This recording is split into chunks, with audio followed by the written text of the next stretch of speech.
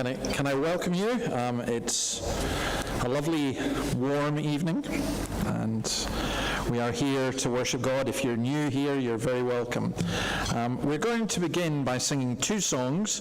We'll just sing them one after the other. Let Your Kingdom Come, and then Blessed Be Your Name. And if you can manage to stand to sing for both, that's fine. And if you don't manage standing for both, that's fine. You can sit singing as well. But let's stand and sing, Let Your Kingdom Come. 1, 2, 3, 4.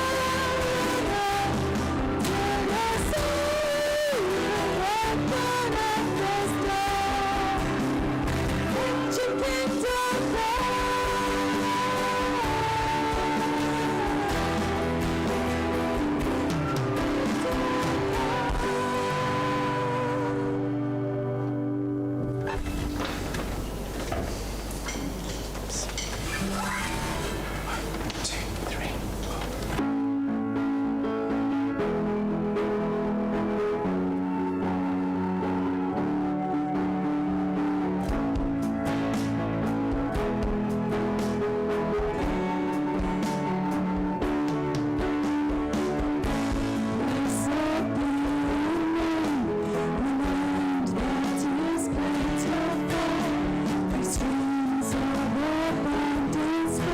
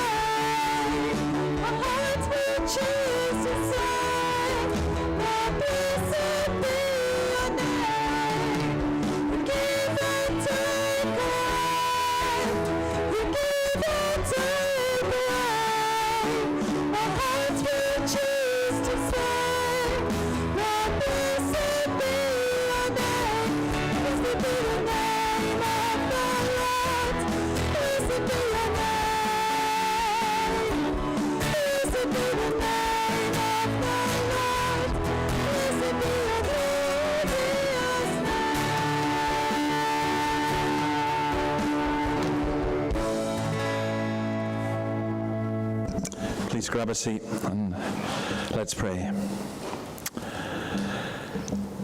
Oh Lord, what a privilege it is to come into your presence.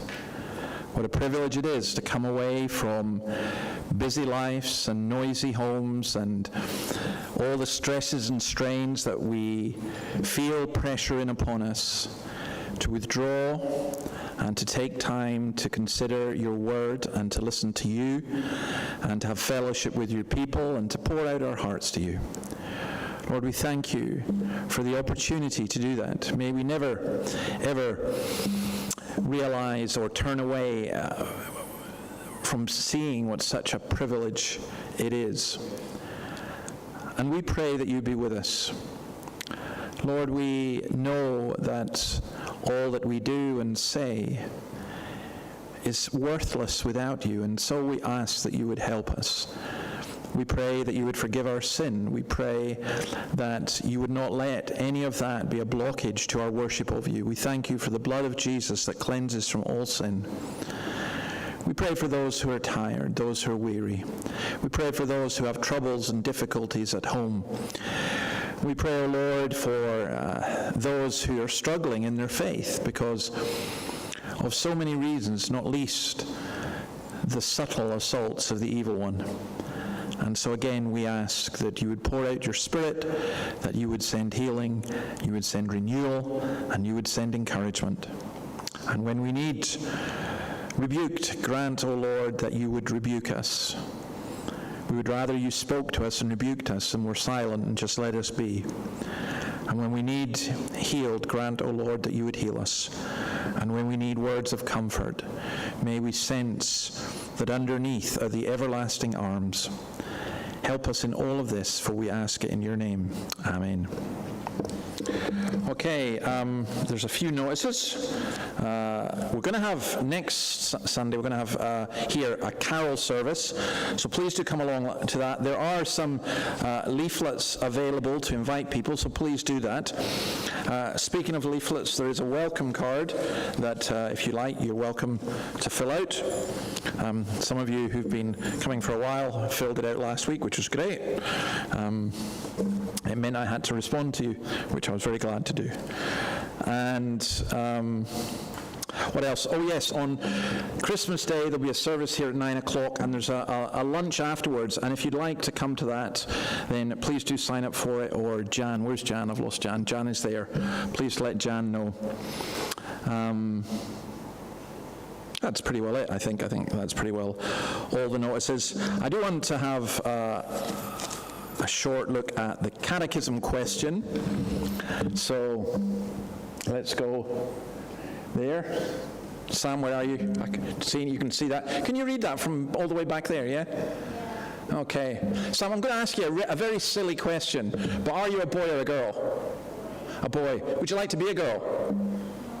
No, not really. No, I can think. I think that sometimes girls have got real advantages, don't you? I think girls have. To me, I always thought that my sister got treated much nicer than me. Mind you, I was the eldest, so maybe the eldest was, I don't know. But at school sometimes. But God has made us different. He's made us boys and girls, and that's what it says here.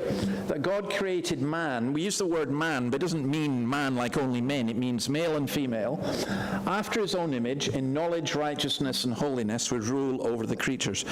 And let me tell you this, that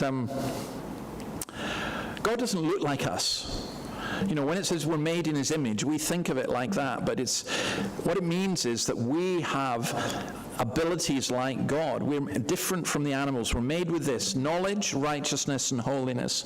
And those are three big things. But it means we can know God, it means we can know what's right and wrong, and it means that we can be holy. Now, we have a guest this evening, Ari, who is just a wonderful little dog. But he's an animal, and let me put it this way, Sam. If you decided to stand and jump up and down on the pew and start yelling out or something like that, you'd be in trouble, because you know there are some things that are right and some things that are wrong. If Ari does it, he won't be in trouble. Caroline will be. No, she wouldn't be. But it's you know, animals are not responsible in that way, okay, because they're different, but we're not. God has made us like him in that we can think and that we can know what's right and wrong. And I think that is very, very important. But it's also just as important to remember in today's world that God has made us male and female. And if God has made you female, that's a wonderful thing. You are equal to any man. And if God has made you male, that's a wonderful thing. You don't have to feel terrible just because you were male. I'm astounded how often boys are being taught that it's kind of bad to be male, which is really just an awful way to go. Either way, you know, God has made us male and female, both equally in his image. So that's so important. Now, speaking of young male men, Matt, come on up.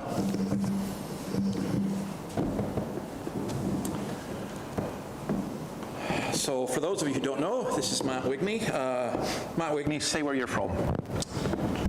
Yep, so I'm Matt. I'm from, been coming here for 6 months since this evening service started in March. So I've been going to Charlestown Presbyterian my whole life, and yeah, been coming here for the last 6 months, which has been great. Okay. And you're still a student, are you, or are you just finishing? No, I've finished, so I've been working as a physio for 3 years now. 3 years? Yeah. So where do you work as a physio? So I work at a private practice up in Maitland/Kurri. Okay. Yeah. You enjoy that? It's good. It's good. I like it. You see a lot of different clients, and you get really good at making small talk. But it's good helping people from a variety. I think the good thing about physio is you're helping people from a variety of backgrounds and so on. So it's good. I mean, just at a personal level, I think physios are amazing. I think I owe a lot to physios, because when I was seriously ill in hospital, physios really help you recover. And you know, you've learned, you've got this amazing skill as a physio. So, how long have you been a Christian? That's a story. But yeah, I think I've been a Christian my whole life, and I think that's God's grace. And it's not a boring story. I don't think God's grace is ever boring. But I think started taking it seriously in my first year of uni, part of the Christian group, because I had to rely on God a bit more, had to be pushed outside. So I think that's when I really started to take it seriously. I mean, you're right, it's not boring, because one of the most amazing things is when God keeps you when you grow up in a Christian family. And almost your testimony is, I don't know when I became a Christian because I can't remember not being one. You know, and I actually think that's wonderful. And people say, oh, that's not biblical. Well, yeah, it is. John the Baptist in the womb was filled with the Spirit. So was Jeremiah. So, but how old are you now? 25, just turned 25. 25, you're so young. That's great. But you are going somewhere on the 30th of December. Where are you going and why? So I'm going to Nigeria on a 3-month short-term mission with SIM. So they're a worldwide mission organisation. So primarily I'm going over as a physiotherapist, but I'm also being involved in a yet to be sort of decided when I get there, but chances to be involved in a variety of church ministries over there. It's, if you know Nigeria a bit, there's a lot of Christians there, but there's also a lot of Muslims. And I think it's statistically like the largest Muslim country that you can share the gospel. So I'll be in the centre, or the more dangerous parts are up north. So I'll be in the centre, but just to be a part of the mission organisation there, and yes, primarily doing physio, and lots of the SIM workers do, teachers or nurses or that sort of thing, but being involved in church ministries. I mean, forgive me saying this, but I'm kind of glad you're not going to northern Nigeria, because last year there were 2,000 Christians killed there, and it's just it's an incredible story that we know so little about. And if it was, any other group anywhere else in the world, it will be headline stuff, but it happens so frequently now that people don't know. Yeah, and I'm for sure, I guess, I'm keen to go there and sort of hear the church's side of this thing, and just hear what's going on there, because we don't hear about it here. Now, I believe this is still true. There are more Anglicans in Nigeria than there are in Australia, England, New Zealand, and America combined. I think that's quite amazing, actually. Probably, I think there's, like, the whole Nigeria population's got about 220 million. And there's about 80, 90 million Christians, but then about 100 million Muslims as well. So it's a huge country, massive, but I'm not surprised. So what are you looking forward to most? I think I sort of know roughly what I'm doing, but also it's sort of up in the air, so I think that's exciting in terms of it's not going to be like a 9 to 5 at this spot, and then, I know where I'm leaving and I know sort of the basics, but I'm trying to sort of keep an open mind in terms of where, I'm going over, I guess, to see if it's something I could do longer term. And it might be a completely different style of physio that I'm used to. Well, probably will be. It will be. But just to see where it's needed on either in Nigeria or in another mission field overseas. So just trying to keep an open mind of where God can use me. So that's what I'm excited about. Well, that's great. We look forward to you coming back as well, and doubtless we'll hear about what you're doing. Now, I'm going to say that, folks, in terms of your need, obviously you need prayer. Scots Kirk will help a wee bit financially. What's the deal with you financially? As you said, prayer is like the biggest thing. So over 3 months I'm not being paid, so there is a cost of me, just the flights, but also just living over there. If you want to individually talk to me, you can, but if you go on the SIM Australia website and go to mission workers, there'll be a picture of me up there, and that's how you can donate through there, but also you can just chat to me. But prayer is the biggest thing, so if everyone can pray, that would be great, but if you want to do the financial, that would be appreciated as well. Great. Well, let me do that for you just now. Let me pray for you, and then Lord, we ask your blessing upon Matt. We thank you for him. Thank you for his faithfulness in supporting us here. We thank you for his family. We thank you for the gifts that you have given him, the work that you have given him. We thank you for this trip to Nigeria. We pray you'd keep him safe, that you provide for him in every way, that you would guide for him in his future, and that you would bring him back here.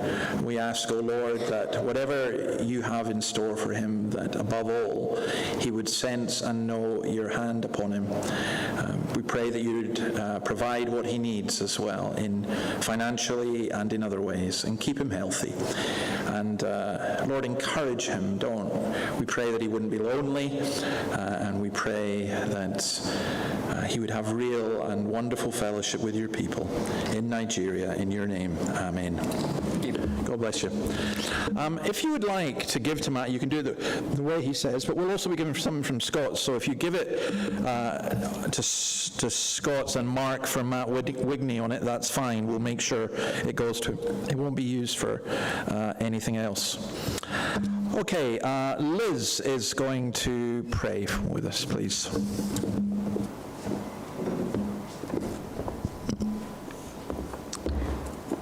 Please pray with me. Dear Heavenly Father, as we come before you, most gracious and loving God, we acknowledge your almighty power and majesty. You are the creator of the heavens and the earth, the Alpha and the Omega, the beginning and the end. We praise you for your infinite wisdom, for your steadfast love that endures forever, and for your mercy that knows no end. Lord, we know that you are sovereign, having authority and control over all things. We see the pain and destruction in this life due to sin, and we look to the second coming of Christ, when you'll bring final judgment to all and salvation to those who believe in you. We humbly come before you as sinners in need of Jesus, our Saviour. So often we follow our own paths instead of your ways, distracted by the events of this life. We forget to follow the instruction from your word. We use our words to hurt others instead of encouraging each other in your love. We forget to pray to you as often as we should, and we forget to read your word as often as we should. We are sorry and we seek your help to follow your will. Lord, we also come before you with hearts full of gratitude. You're the giver of every good and perfect gift, and we thank you for your abundant blessings in our lives. We thank you for the gift of salvation through Jesus, our Saviour and Lord, who's reconciled us to you and promised us eternal life. We thank you for the Holy Spirit, who empowers us and sustains us, guiding us in your truth. We thank you for your presence in our lives, for your faithfulness that never wavers, and for your mercy that is new every day, and for your love that's everlasting. Thank you, Lord, for the wider Christian church and those serving you around the world, that you've given people a role in sharing your good news. We pray that they would be faithful to your word, motivated in sharing the gospel, and quick to seek your wisdom in all things. We ask that you sustain and bless them in their work, make their paths straight, and may you be glorified in their work. We thank you for the Alive at 5 service and for the faithful teaching of your word by David. Lord, please encourage him daily in his work for you. Give him rest and continued wisdom in sharing your good news with those he meets. We thank you, Lord, for everyone who has attended a service here. May they be receptive and encouraged by your love for them and have a deep desire to know you more. Father, we thank you for the blessing of life and all that you provide for us each day. We thank you for Newcastle and the beauty of this place. We thank you for the relative harmony that we live in and ask that you continue to motivate people to work together. Lord, we know there are people close to us who are suffering. Please comfort those who are grieving the death of their loved ones and those who are suffering in other ways. We mourn with them in the loss of their loved ones, but rejoice in your faithful love, grace and mercy to us all. Please comfort them with your love and peace and help those around them to recognise how to support them. We pray for those facing hardship, for the unemployed, for the sick, for the lonely. May your peace that passes all understanding cover them with your presence. Lord, for the many wars and conflicts around the world, please bring peace and heal the hurts that divide us. May there be an everlasting desire to serve you above all else among all nations. And finally, Lord, please give each person here a deep desire to know you as our personal Lord and Saviour, to turn to you every day for your guidance and wisdom. May the knowledge of your will be readily heard and received, so that all who hear may share of your great love and bring more people to know you and your everlasting love. Amen. Amen.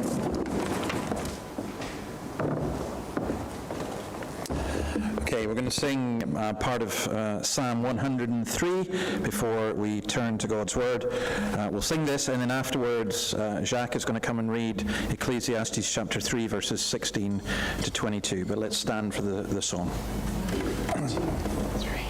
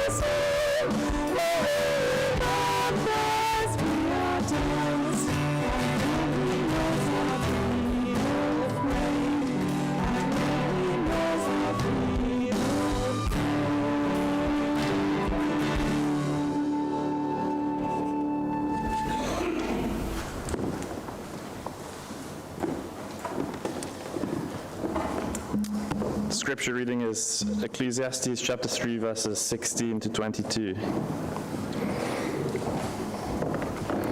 I also observed under the sun, there is wickedness at the place of judgment, and there is wickedness at the place of righteousness. I said to myself, God will judge the righteous and the wicked, since there is a time for every activity and every work. I said to myself, this happens so that God may test the children of Adam, and they may see for themselves that they are like animals. For the fate of the children of Adam and the fate of animals is the same. As one dies, so dies the other. They all have the same breath. People have no advantage over animals, since everything is futile. All are going to the same place. All come from dust, and all return to dust. Who knows if the spirits of the children of Adam go upward, and the spirits of animals go downward to the earth? I have seen that there is nothing better than for a person to enjoy his activities, because that is his reward. For who can enable him to see what will happen after he dies?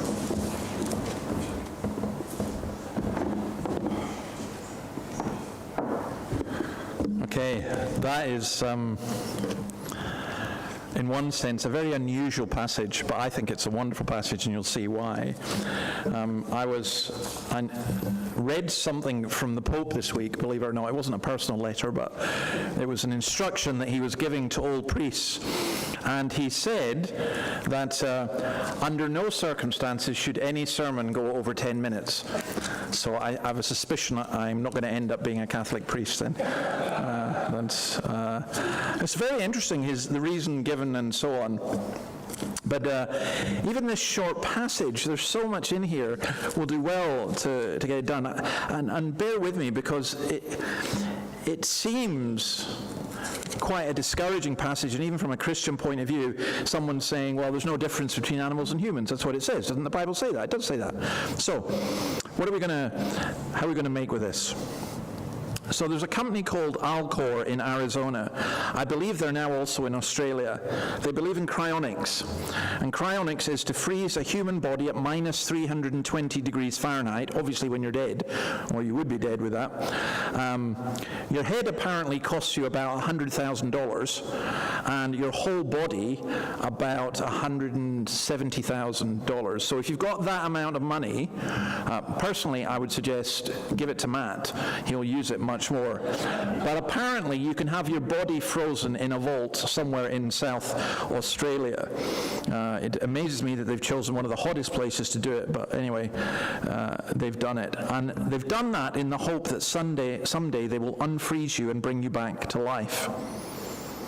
Because human beings are scared of death, and because we worry. One of the differences between us and animals, I'm sorry, I'm going to pick on poor Ari again, but he's not going to be lying awake at night thinking about what is the future going to hold and what was he just at in terms of a church service.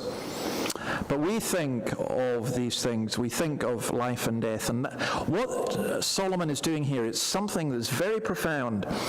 He's observing life and death without God, and then he's observing life and death with God. So, first of all, life and death without God, number one is injustice. He says, and I saw something else under the sun. In the place of judgment, wickedness was there. In the place of justice, wickedness was there. I said to myself, and so on, God will bring into judgment both the righteous and the wicked. But you'll see up there, in the place of judgment, wickedness was there. And in the place of justice, wickedness was there. Unfair things happen, and you want to be able to go to court to have them put right. And a great principle in Western society is this, that all are equal before the law. And that principle comes from Christianity. Now, one of the side effects of our society rejecting Christianity is that there'll be an increasing inequality before the law. Now, I'm thinking of some particular examples, but that I know personally. I can think of many others that I read about. But it goes kind of like this. The more money you have, the more connections you have, the more likely you are to get a favorable court deal. I know a woman who was seeking custody for her children because her estranged husband, who'd left her and committed adultery, knew the sheriff, played golf with him, and was part of that circle. She lost her case. And that's just injustice. It's just wrong. Some of you will have been involved, or maybe I hope you haven't been involved, but you might have been involved in work disputes where basically you take on your boss or the people above you, and because they are deemed to be more valuable, there is injustice. So there's a horrible case in the Australian newspaper yesterday. It was the headline story of a pole vault trainer who abused so many girls and got away with it. People knew, the Pole Vault Association knew, but he was deemed to be too valuable to lose. He was winning Olympic gold medals. And so these girls were sidelined, and some of them were absolutely traumatized. And it's utterly horrible that this man had power, they didn't have power. And that's what Solomon is speaking about. He's saying, this is something that happens. Where there should be justice and judgment, there's wickedness.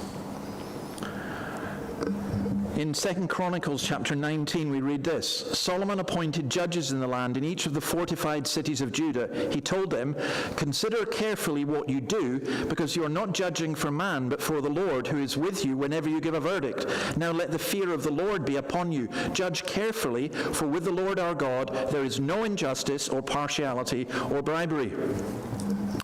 Now, I used to do a lot of work for an organization called City Legal, which meant I spoke to a lot of lawyers. And sometimes I would give talks on biblical principles of justice. But this one, they say, oh no, you've got to keep God out of the courtroom. Actually, no. You swear an oath, for example. You don't have to swear it on the Bible, but they used to. But this idea that a judge thinks, wait a minute, I'm not all-powerful. Not only can I be appealed against in this world, but I can be appealed against to the God who shows no injustice or partiality or bribery. But there is injustice in this world, and I will say that as our nation retreats from Christianity, there will be more and more injustice. You will find that you can't get planning permission to put a new window in, but someone next door manages to put in a whole apartment block because they know people, or because they pay bribes. It happens. There is corruption and injustice, and then there's meaninglessness. Look at verses 18 to 21. I also said to myself, as for humans, God tests them so they may see they are like the animals. Surely the fate of human beings is like that of the animals. The same fate awaits them both. As one dies, so does the other. All have the same breath. Humans have no advantage over animals. Everything is meaningless. All go to the same place. All come from dust, and to dust all return. Now here's the thing. If there is no God, then we are just like the animals. We die, and that is it. We return to dust, and dust we remain. There is nothing. We are just naked apes. Notice, have you noticed in our society how people are obsessed, or many are obsessed with their bodies? You know, you can go and get surgery to make your body look better. Some of you know that I really enjoy swimming, and I like going down to the pool and to the beach. There are certain times of day I don't like it so much because there are all the guys with the six-packs and the women who don't go in swimming because they're just there to show off their bodies, and everything. And you think, look at me. I'm not exactly Brad Pitt or anything like that. And you can be obsessed about your body in different ways. Many of us perhaps are. Maybe we shouldn't be. But here's the thing. This is what Solomon's saying. You could have the most beautiful body. No cellulite, no extra additions paid for. And that most beautiful body will end up as dust just as much as the overweight slob whose only exercise is to open the fridge door or take the short walk from the car door into McDonald's. So what's the point? We might as well eat and drink and be merry, for tomorrow we die. Why should you care looking after your body? And then you hear of things like a man I heard of who was 38 years old. He was a keep fit fanatic. He was always at the gym, hill walking, fruit and veg eater, everything. And he just collapsed and died, age 38. And you think, well, what's the point? It's the same with almost anything else. There are people who don't live for their bodies, but maybe they live for their homes or their wealth. So they've just bought a new home and they're looking to buy the next one. And they spend their time looking at the weekend supplements in the Sydney Morning Herald or the Australian or even the Newcastle Herald. And they note how house price and say, if only I could have that house. But when you die, you don't take it with you, and you could be living in a mansion in Merriweather, or you could be living out on the streets, homeless. You both die. There's no difference. We brought nothing into this world, says the Bible, and we will take nothing out of it. Others live for their families. They say, as long as we've got our families around us, that's all that matters. But really, if we are just dust and we just return to dust, then even your family is of no more lasting significance than the cockroach I killed this morning. And yet, verse 11 says, he has set eternity in the hearts of men. So life without God means injustice. Life without God means meaninglessness. And then verse 22, live for today. So I saw that there is nothing better for a person than to enjoy their work, because that is their lot, for who can bring them to see what will happen after them? So basically, you could read this along the lines of what used to be called, well, still are called, the existentialists, Jean-Paul Sartre, Albert Camus, and so on, where they say, look, you're all going to die, so what's the point? We don't know what will happen. Just live with what you've got, enjoy it, have a good time. That's it. So let's go to life and death with God. Verse 17. I said to myself, God will bring into judgment both the righteous and the wicked, for there will be a time for every activity and a time to judge every deed. God will bring into judgment both the righteous and the wicked. See, I think the justice of God and I think the judgment of God is I think it's a challenging doctrine, but I don't think it is a disturbing doctrine as much as if there was no justice. Solomon has awareness that there'll be a day of judgment. For him, like most of the Old Testament writers, this is a day of hope. We're reading through Isaiah at the moment, myself and Annabelle, and we're just beginning that section where virtually every paragraph begins, in that day, in that day, in that day. This is a day of hope. Psalm 73, the psalmist is saying, I didn't see the point of being a Christian. I didn't see the point of being a believer. I looked at the non-believers and they were prospering and they were doing well. And to be honest, they didn't have the hassle of Christians. And I was so disturbed by all of this, I didn't want to say anything to anybody. I didn't want to betray the Lord's people. But then he said, when I tried to understand all this is verse 17 of Psalm 73, it troubled me deeply till I entered the sanctuary of God. Then I understood their final destiny.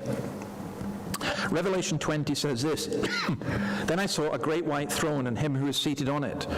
The earth and the heavens fled from his presence, and there was no place for them. You see, the people who say this earth and the heavens, that's it. No. There was no room for them. On the day of judgment, they fled.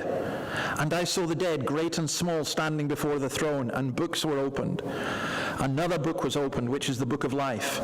The dead were judged according to what they had done, as recorded in the books. The sea gave up the dead that were in it, and death and Hades gave up the dead that were in them. And each person was judged according to what they had done. Then death and Hades were thrown into the lake of fire. The lake of fire is the second death. Anyone whose name was not found written in the book of life was thrown into the lake of fire. Why are things so unfair? God will sort it all out and bring it to judgment. The man who abused those girls and thought he got away with it, even if he had got away with it in human terms, he's not going to get away with it in divine terms. The person who's bullied you at work and abused their power, and there's nothing you can do about it because you are powerless, they don't get away with it.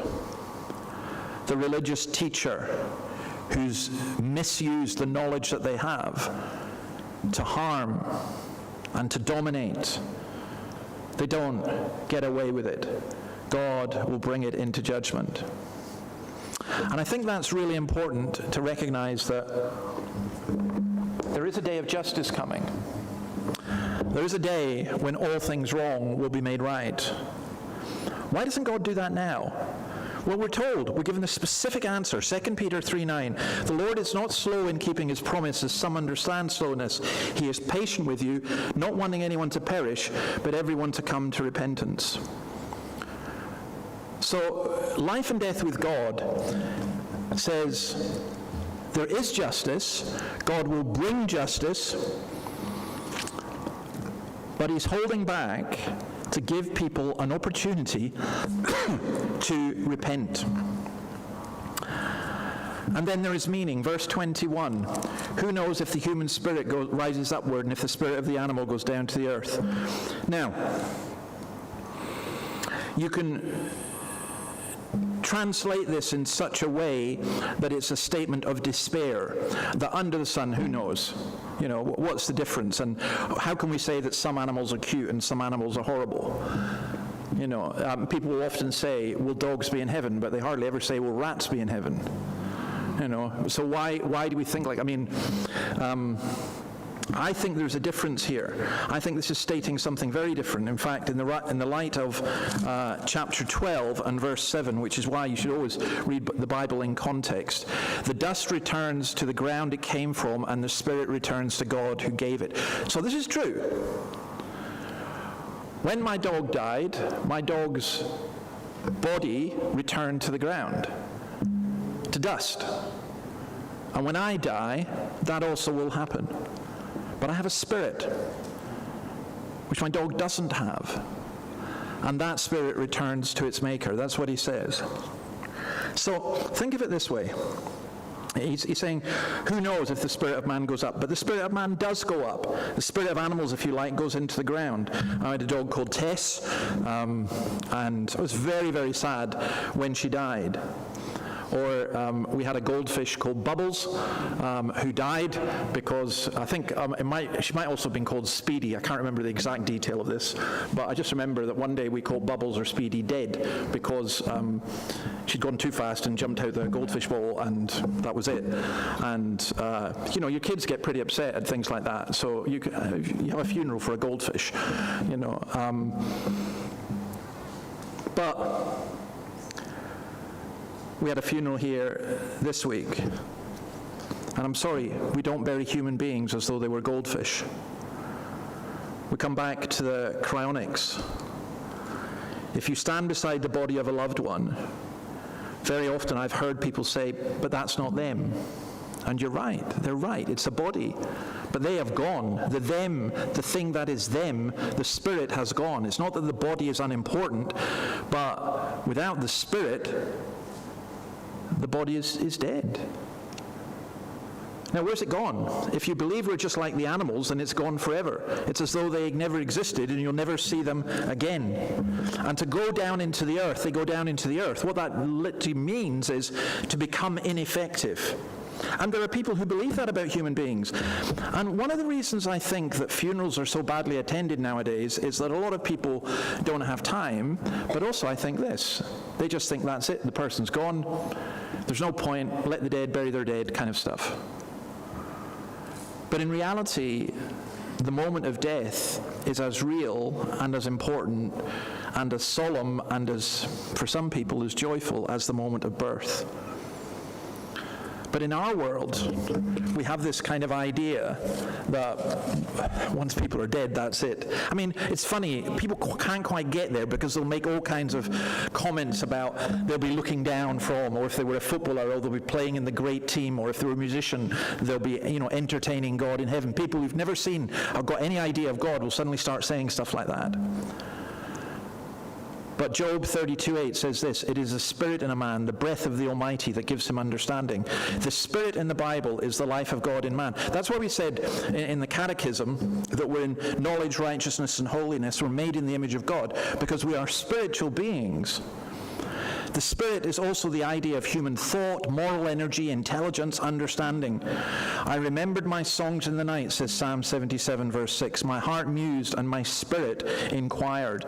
Isaiah 26, verse 9. My soul yearns for you in the night. In the morning, my spirit longs for you. When your judgments come upon the earth, the people of the world learn righteousness. I was saying this morning, for those of you here, about AI. And AI can do many, many wonderful things, but it cannot give spirit. And that is what will always make us different. There is spirit. There's something inside you. In fact, that something is you. It's what you are. Without it, you are dead and gone.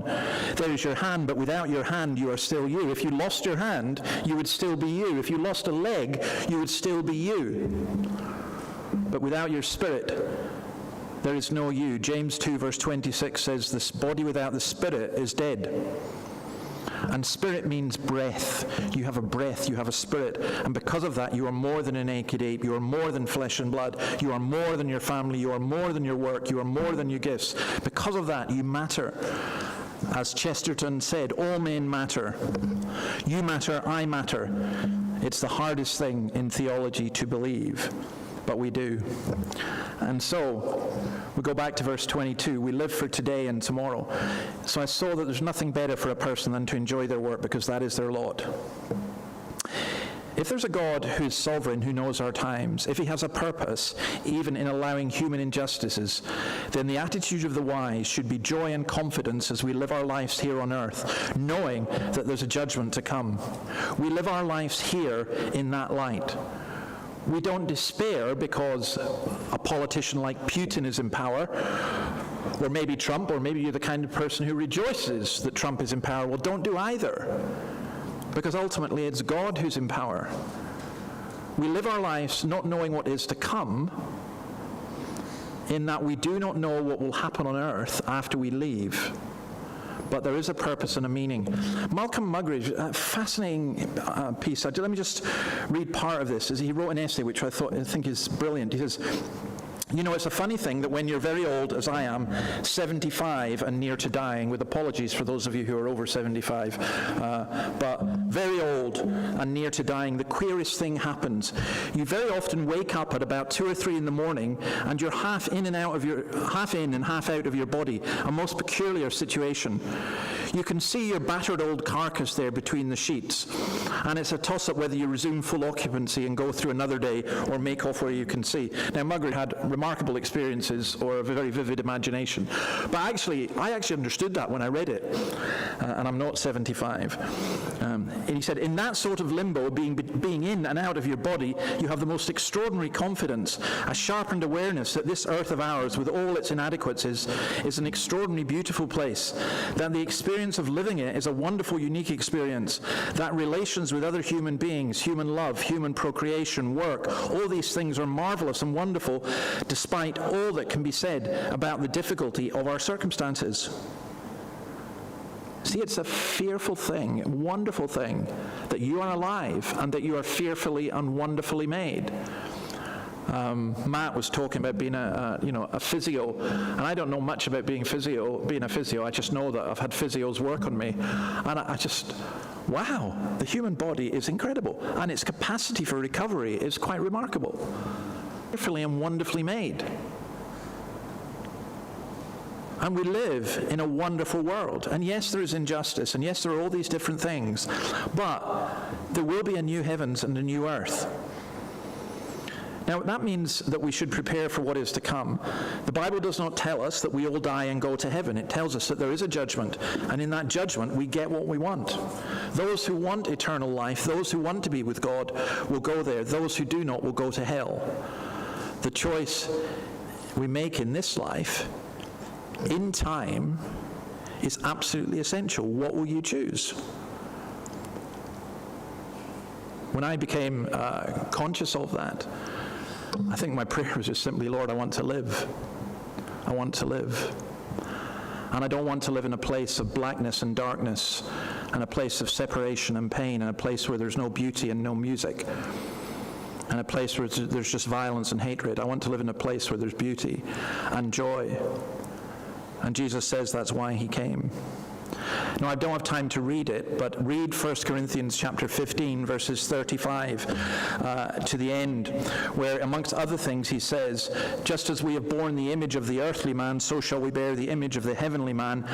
And he then goes on to say about how we will be changed, and how we will have these new bodies, and how the perishable will be clothed with the imperishable, and the mortal with immortality, because we are in perishable bodies. But then when the perishable has been clothed with the imperishable and the mortal with immortality, then the saying that is written will come true. Death has been swallowed up in victory. Where, O death, is your victory? Where, O death, is your sting? The sting of death is sin. The power of sin is the law. But thanks be to God, he gives us the victory through our Lord Jesus Christ. Therefore, my dear brothers and sisters, stand firm. Let nothing move you. Always give yourself fully to the work of the Lord, because you know that your labor in the Lord is not in vain.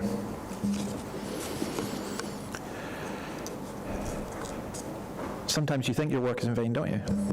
Because you're like in the Greek myth that you're pushing the stone up the hill, and you push it up and it just goes back down again, and then you do it again, and then you do it again, and you think life is like that, or you think, to put it another way, you're the rat or the mouse on the wheel that's going round and round and round.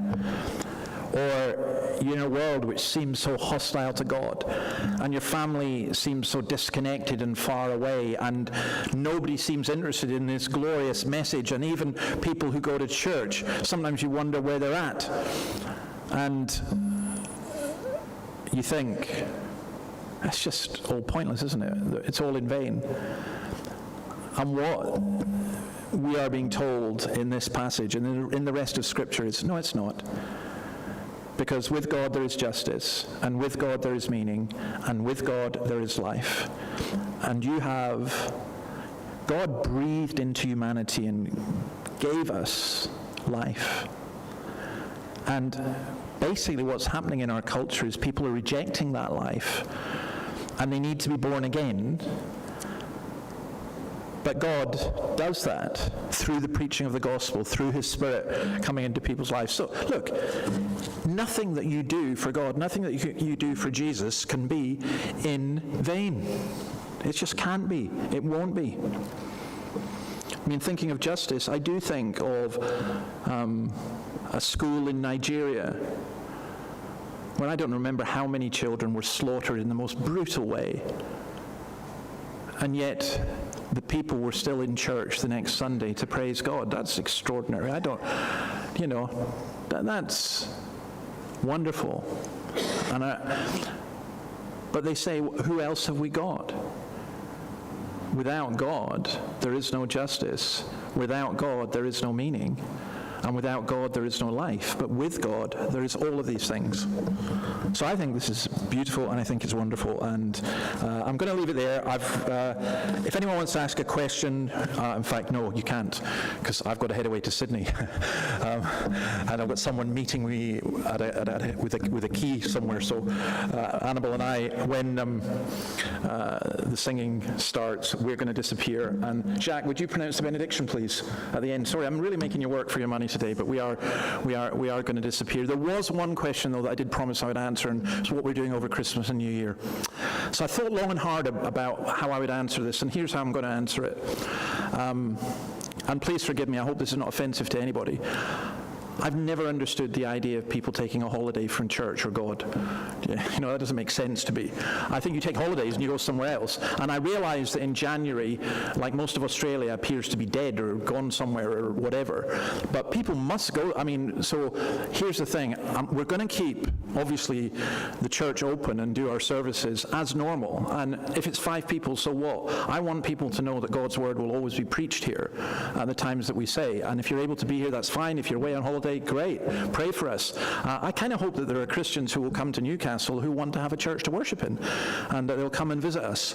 But I remember once we closed our evening service in Scotland.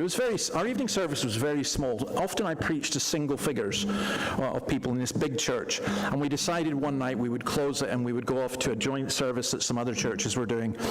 And we left someone on the door, and when we came back, 9 people had come to visit the church from the local community, and I said, never again will we do that. We have to have this open, and that's what we'll do here. As long as the Lord is present with us, that's all we ask for, and people will know that God's word is preached here. So the answer is, things will just carry on. 9:30, 5 o'clock, you don't have to worry about, is it on tonight or is it not on? It is on. So let me pray. Lord, we thank you for me, this just wonderful message that there is meaning, that there is justice, that we don't live in a crooked universe that cannot be straightened, and with crooked people who get away with things, and that we ourselves can be so messed up, and yet you are a God of justice, a God of meaning, and you are the God who gives life. And we pray that you would help us as we reflect upon that, and that we would all know that and be encouraged by it. We pray that you would help us to look after all of your creation, the animals, the beauty of nature all around us, but above all, that we would care for humanity made in your image, and that we would love those who appear to be unlovable, and that we would care for those who have no one to care for them. So be with us and bless us as we continue to worship in your name. Amen. So we're going to sing, O Come, Emmanuel. If you've got any questions or comments about any of this, just please text me or write me, and please do excuse me for disappearing, but we shall see you. Okay? Yeah, thank you.